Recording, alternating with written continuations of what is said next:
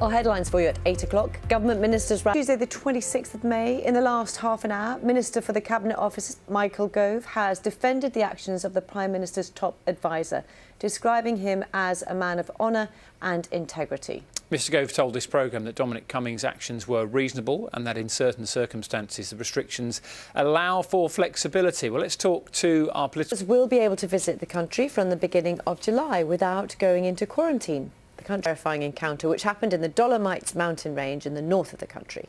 Tim Allman has the story. During lockdown. Speaking at a press conference in the Downing Street Rose Garden, he said he wanted to clear up the confusions and misunderstandings, but said he has not considered resigning. Let's take a look at what we know so far. Who are upset, frustrated, who have obeyed the rules to the letter of the law, not seen their families, not being able to perhaps see dying relatives. Do you understand the impact that seeing what he has done has on them? It's 16 minutes past 8 now. Dominic Cummings' trip to Durham has been dominating the newspapers over the bank holiday weekend. The Daily Mail and the Northern Echo are just two papers which feature the story on their front page this morning. Let's show you those. The Mail's headline reads, "No apology." We'll have watched it yesterday. For those who didn't, this is a clip of some of the questions that you were asking to the government's chief advisor. Let's have a look. Chapman, who is at the Northern Echo. Hannah, thank you very much for being with us on Breakfast again this morning.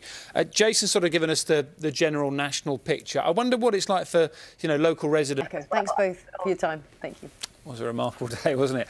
It's 8:25. You're watching Breakfast. Thanks for being with us this morning. Now, the evacuation of more than 300,000 Allied soldiers from the beaches of Dunkirk in 1940 is still regarded as one of the most successful rescue missions in history.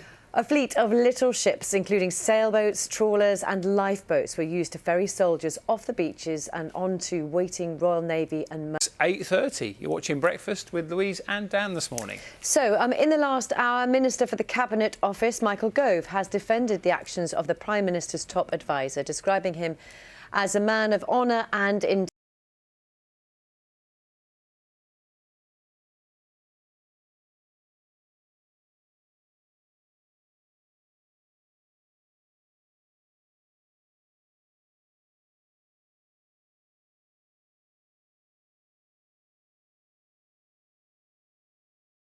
Seafronts across England were busy over the weekend as sun seekers tried to make the most of the bank holiday weather. With travel restrictions eased earlier this month, crowds flocked to beaches in Bournemouth and Southend. But in other parts of the UK where there are stricter lockdowns in place, many tourist destinations remained quiet.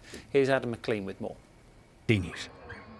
Oh, well, let's talk right now to Malcolm Bell from Visit Cornwall. More indeed for joining us. Malcolm Bell, head of Visit Cornwall, and Mark Hannaford, Mayor of Weston-super-Mare. Thanks both very much.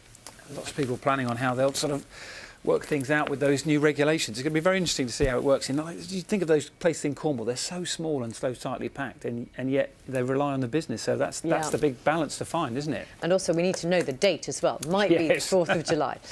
We've got more detail on when retailers can reopen in the next few weeks. Sean's looking at that, and the thing I'm quite concerned about is no haircuts yet. Yes, not yet. For everybody. Sean, thank you very much. From DJing to the BBC News theme tune to families singing together, the last 9 weeks of lockdown have seen some maybe surprise performers propelled into the spotlight. We love this one. The latest to become an online hit is an 88-year-old grandma from Kidderminster whose dancing on TikTok has earned more than 30 million views. Let's look at her moves.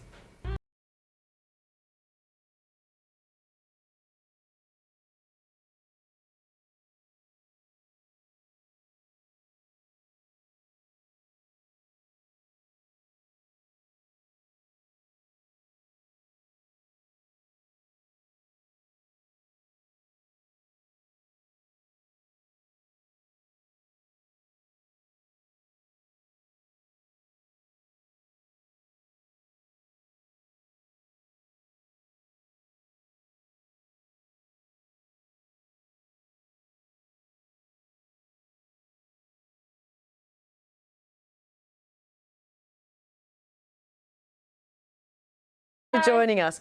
So Ruth, I mean, you're clearly a mover. When did you start doing these things?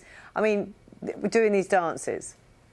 We're still on. We're still on. Joining us now is Margaret Hollings, who's head of fundraising at St David's Hospice in Llandudno. She joins us from her home. Morning to you. Lovely to see you. So, I mean, normally Llandudno is a kind of busy seaside town. The goats do live nearby, but they're not normally running around the streets. So what happened?